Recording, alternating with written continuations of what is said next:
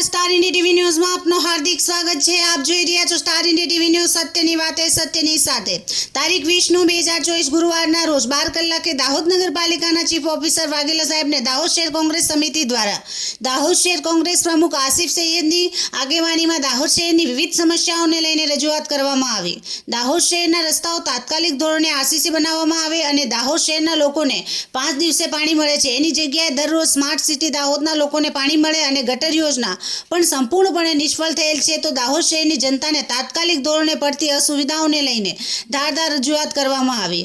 આ રજૂઆતમાં દાહોદ જિલ્લા કોંગ્રેસના પ્રમુખ Harshadbhai Ninama, Rajubhai Bhuriya, Anilbhai Parmar, Rilke Christian, advocate Braj Shah, Rajnikant Vadhkaka, Yasin Chanda, Sureshbhai Ramchandani, Imran Saiyed, advocate Rahima Ansari, Mehboobbhai Mallik, Ashfaqbhai Qureshi અને આપ પાર્ટીના નેતા હાર્દિકભાઈ, શહેર પ્રમુખ મનોજભાઈ, ઇસ્માઇલભાઈ વગેરે હોદ્દેદારો હાજર રહ્યા હતા।